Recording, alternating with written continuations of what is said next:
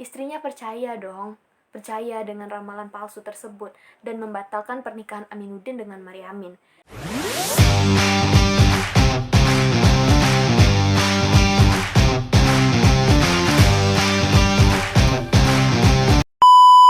Assalamualaikum warahmatullahi wabarakatuh.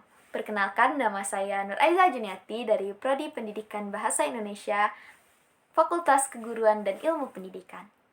Kali ini saya akan menceritakan tentang sebuah novel Azab dan Sengsara karya Merari Siregar pada angkatan Balai Pustaka. Dalam sejarahnya, awal mula Balai Pustaka terbentuk ketika pemerintahan kolonial Belanda mendirikan komisi untuk bacaan sekolah pribumi dan bacaan rakyat. Pada 14 September 1908, melalui keputusan Gubernur Mern dengan nama awal yaitu Komisi voor de Inklade School and Volkslectuur yang diketuai oleh Dr. G.A.J. Hazeu. Balai Pustaka baru menghasilkan bacaan pada tahun 1910 yang dipimpin oleh Dr. D.A. Rinkes sampai pada tahun 1916. Dengan tugasnya adalah memajukan moral dan budaya serta meningkatkan apresiasi sastra. Kemudian, pada tahun 1917, pemerintahan kolonial Belanda mendirikan kantor voor de Volkslectuur atau kantor bacaan rakyat yaitu Balai Pustaka. Tujuan didirikannya Balai Pustaka adalah untuk mengembangkan bahasa-bahasa seperti bahasa Jawa, bahasa Sunda, bahasa Melayu Tinggi, dan bahasa Madura. Tujuan lainnya adalah mencegah pengaruh buruk dari bawaan yang banyak menyoroti kehidupan penyajian atau cabul dan dianggap memiliki misi politis atau liar yang dihasilkan oleh sastra Melayu rendah. Sastra Balai Pustaka adalah sastra rakyat yang berpijak pada kultur Indonesia abad 20. Hal ini dengan jelas nampak dari roman-roman Balai Pustaka dalam bahasa Jawa, Sunda, dan Melayu Tinggi. Sastra Balai Pustaka sebenarnya adalah sastra daerah, bukan saja dalam arti menggunakan bahasa daerah, tetapi juga menggarap tema-tema kedaerahan. Bisa dilihat dari karya-karya yang lahir pada saat itu. Angkatan Balai Pustaka adalah nama yang diberikan kepada pengarang yang dianggap sangat produktif menerbitkan karyanya oleh Komisi voor den Volkslectuur atau yang disebut Balai Pustaka pada tahun 1920-an. Di antaranya adalah Nur Sultan Iskandar, Abdul Muis, Marah Rusli, Muhammad Kasim, dan Merari Siregar. Angkatan ini juga dinamakan Angkatan Siti Nurbaya karena novel Siti Nurbaya karya Marah Rusli merupakan puncak karya sastra pada zaman itu. Novel Siti Nurbaya menampilkan kritik tajam terhadap adat istiadat tradisi yang kaku. Kebanyakan penulis pada zaman itu berasal dari Minangkabau, sehingga persoalan yang dikemukakan sangat kental dengan budaya lokal Minangkabau. Angkatan Balai Pustaka menuliskan tentang adat yang kaku, kebebasan individu yang terkungkung. Ciri-ciri Angkatan Balai Pustaka. Ada beberapa hal yang menjadi pembeda antara satu angkatan dengan angkatan lain. Selain mengambil latar belakang kehidupan masyarakat Minangkabau, pada sebagian karya sastranya masih terdapat beberapa ciri-ciri lainnya yang cukup mencolok di antara karya sastra lainnya. Di antaranya adalah yang pertama, karya sastra Angkatan Balai Pustaka pada umumnya hanya berceritakan mengenai kejadian-kejadian yang berkaitan dengan kehidupan masyarakat sehari-hari. Yang kedua, sebagian besar karya sastranya bertema kawin paksa. Kawin paksa merupakan adat yang kental pada saat itu. Yang ketiga, bahasa yang digunakan adalah bahasa Melayu. Bahasa Melayu adalah bahasa awal yang menjadi pengantar dalam penulisan karya sastra pada saat itu. Yang keempat, berisi pertentangan paham antara kaum muda dengan kaum tua. Yang kelima, mengandung pesan moral yang mendidik. Pesan moral tersebut dapat berupa adat istiadat dan hak asasi manusia. Merari Siregar adalah sastrawan kelahiran Sipiro, Tapanuli, Sumatera Utara, pada tanggal 13 Juli 1996. Saat itu, karya sastra yang dominan di masanya berupa hikayat. Merari yang menjadi penulis karya sastra dengan corak baru. Merari bukan hanya seorang penulis novel, dia juga piawai dalam menyadur cerita. Bahkan, hasil saduran ceritanya cukup hidup dan tidak kelihatan bahwa cerita tersebut merupakan saduran dari cerita luar negeri. Novel Azab dan Sengsara yang dalam terbitan pertama memiliki embel-embel seorang anak gadis yang dipandang sebagai salah satu novel Indonesia modern pertama. Tidak hanya karena bahasa Melayu yang mulai mendekati bahasa Indonesia, tetapi juga karena pemikiran sang pengarang yang berhaluan emansipatif dan kritis terhadap tradisi tanah kelahirannya, yaitu Tanah Batak, terutama soal kawin paksa yang kerap terjadi pada masa itu. Novel roman pertama yang diterbitkan oleh Balai Pustaka ini telah dicetak sebanyak 29 kali hingga tahun 2009. Nah, novel ini menyodorkan tentang kisah seorang pasangan bernama Maryamin dan Aminuddin yang telah menjalin cinta sejak mereka kecil. Nah, jalinan romansa ini disebut dengan jalinan pariban, yaitu yang berarti mereka sebetulnya adalah sepupu tetapi tidak berbagi marga. Yang kalau dalam tradisi Batak tidak boleh menikah jika nama memiliki marga yang sama. Novel Azab dan Sengsara adalah untuk mengangkat topik tradisi kawin paksa, dan para pemuda-pemudi yang belum menemukan calon pasangan hidup bakal dianggap sebagai aib, tidak hanya oleh kedua orang tua mereka, tetapi juga bagi masyarakat. Oleh karena itu, terpaksalah mereka menikah untuk menyenangkan hati orang tuanya yang hanya berujung pada ketidakbahagiaan dan kesengsaraan. Nah, cerita novel Azab dan Sengsara ini merupakan cerita pada angkatan Balai Pustaka yang menceritakan tentang sebuah keluarga yang mempunyai 2 orang anak. Yang anak pertamanya bernama Tohir, yang saat dewasa bergelar Sultan Baringan. Dan anak keduanya perempuan yang kemudian menikah dengan sultan di atas, yaitu seorang kepala kampung A dari Lubuk Sipiro yang kemudian dikaruniai seorang anak laki-laki bernama Aminuddin. Ayah Sultan Baringin bersikap keras dalam mendidik Sultan Baringin, berbeda dengan istrinya yang selalu memanjakan Sultan Baringin. Apapun yang diminta oleh Sultan Baringin selalu dituruti oleh ibunya. Sehingga pada saat sudah tumbuh dewasa, saat ia remaja, ia menjadi seorang pemuda yang angkuh, bertabiat buruk, serta suka menghamburkan harta orang tuanya. Dia mentang-mentang tahu kalau harta orang tuanya ini banyak, jadi dia suka menghambur-hamburkan harta orang tuanya ini. Kemudian, suatu hari, kedua orang tua Sultan Baringin ini menikahkannya dengan Nuria, seorang wanita yang memiliki budi pekerti luhur yang sangat baik pilihan ibunya.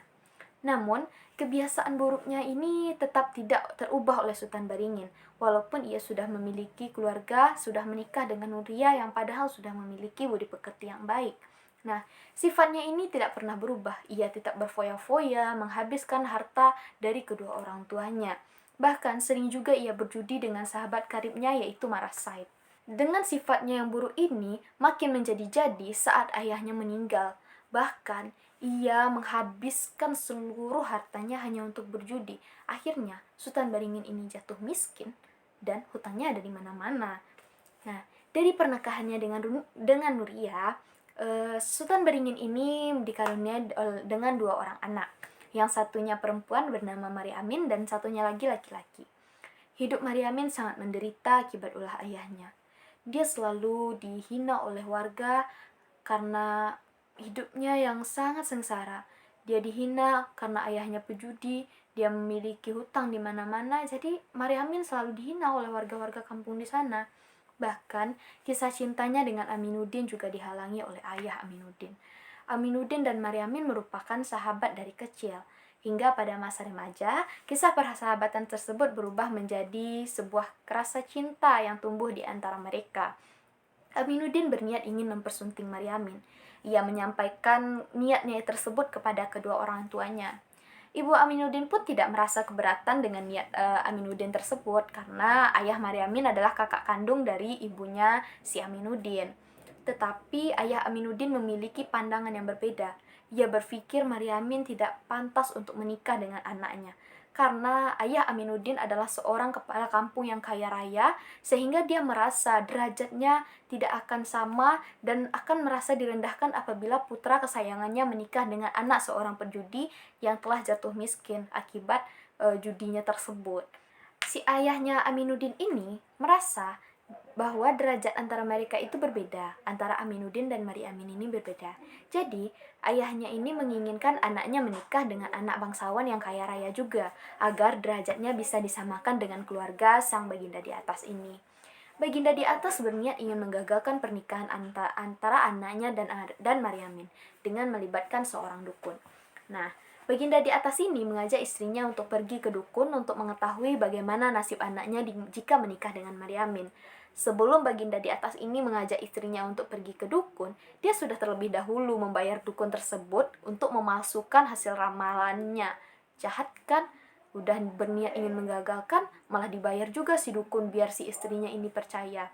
Nah, si dukun ini meramalkan bahwa hidup Aminuddin tidak akan bahagia kalau menikah dengan Mariamin. Istrinya percaya dong, percaya dengan ramalan palsu tersebut dan membatalkan pernikahan Aminuddin dengan Mariamin. Dan Baginda di atas meminang anak gadis dari keluarga kaya raya untuk dinikahkan dengan Aminuddin tersebut. Aminuddin yang bekerja sebagai pegawai rendah di Medan, kemudian ia mendapat kabar dari sang ayah bahwa ayahnya akan mengantarkan calon istrinya ke Medan. Betapa bahagia dan berbunga-bunganya hati Aminuddin ini saat mendengar kabar tersebut.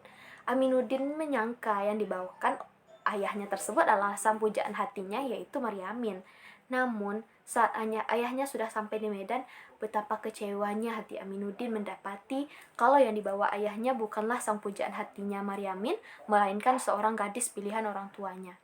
Akhirnya dengan berat hati dan karena kepatuhannya juga kepada orang tuanya, akhirnya Aminuddin tidak bisa menolak pernikahannya dengan gadis pilihan orang tuanya itu. Dengan hati luka, ia mengirimkan sepucuk surat untuk kekasihnya Maryamin. Dia mengabari Maryamin melalui surat tersebut. Betapa kecewanya perasaan Maryamin saat menerima surat tersebut. Bak kaca yang dipecahkan, hati Maryamin sangat terluka dan sangat terkoyak-koyak saat membaca surat tersebut yang dikirim oleh si Aminuddin tersebut. Tapi apa boleh buat? Maryamin hanya bisa pasrah karena tidak ada yang bisa dia lakukan karena Aminuddin juga telah menerima gadis pilihan orang tuanya tersebut. Akhirnya, karena kejadian tersebut, Maryamin malah jatuh sakit. 1 tahun setelah peristiwa itu berlalu, Ibunda Maryamin menjodohkan anaknya dengan Kasibun, lelaki yang tidak tahu asal-usulnya dari mana. Kasibun ini mengaku sih dia bekerja sebagai kerani di Medan, yang ibunya berharap pernikahan anaknya dengan Kasibun dapat mengurangi penderitaan mereka. Bukannya berkurang malah makin nambah penderitaan si doi. Malahan, usut punya usut, saat sudah berselang waktu lama, ternyata diketahui si Kasibun ini udah menikah dan malah menceraikan istrinya demi menikahi si Maryamin. Nah, setelah peristiwa tersebut, dibawalah sama si Kasibun ini Maryamin ke Medan. Dia di saat sampai di Medan, penderitaan si Maryamin ini nggak berkurang, guys, malah nambah lagi, dimulai lagi penderitaannya pas dia udah sampai di Medan. Ternyata si Kasibun ini memiliki penyakit, sehingga Maryamin yang sering berhindar saat dia mengajak berhubungan. Pertengkaran selalu terjadi demi pertengkaran antara mereka selalu terjadi karena Maryamin ini selalu menghindar dari Kasibun kan, biar tidak berhubungan. Nah, pertengkaran demi pertengkaran selalu terjadi yang tidak bisa dihindarkan antara mereka. Bahkan parahnya lagi, si Kasibun gak segan-segan main fisik ke Maryamin. Dia selalu memukul Maryamin tanpa segan-segan, gak ada hati nuraninya gitu loh. Selalu main fisik sama si Maryamin. Suatu ketika, datanglah nih si Aminuddin ke rumah Kasibun. Tanpa sengaja dia ketemu dengan Maryamin. Karena pertemuan yang tanpa sengaja antara kekasih lama tersebut, padahal itu wajar kan. Tapi si Kasibun ini telah tumbuhlah api cemburu di hati Kasibun, sehingga terjadilah pertengkaran hebat antara Maryamin dan Kasibun. Sehingga Kasibun juga menghajar Maryamin habis-habisan. Dia nggak segan-segan buat memukul Maryamin, buat menyeret Maryamin. Pokoknya emang nggak ada ampun lah. Padahal dia ini seorang laki-laki malah menghajar perempuan gitu lah. Nggak ada hati nuraninya gitu sama sekali. Nah, Maryamin ini yang udah nggak sanggup sama perlakuan si suaminya ini, akhirnya Maryamin tersebut melaporkan semua kelakuan Kasibun kepada polisi, dan Kasibun ditangkap oleh polisi dengan harus membayar denda dan menceraikan Maryamin. Nah, setelah resmi bercerai dengan si Kasibun, Maryamin ini pun pulang nih ke kampung halamannya dengan hati yang hancur, dengan kesengsaraan dan penderitaan batin dan fisik yang dialaminya. Penderitaan pun silih berganti datang menimpa Maryamin, hingga penderitaannya itu diakhiri saat ajal menjemputnya. Nah, azab dan sengsara ini telah tinggal di atas bumi, berkubur dengan jasad yang kasar itu. Baiklah, hanya itulah cerita dari novel Azab dan Sengsara dari saya. Jika ada kesalahan mohon dimaafkan. Terima kasih telah menonton. See you guys. Assalamualaikum warahmatullahi wabarakatuh. Bye-bye.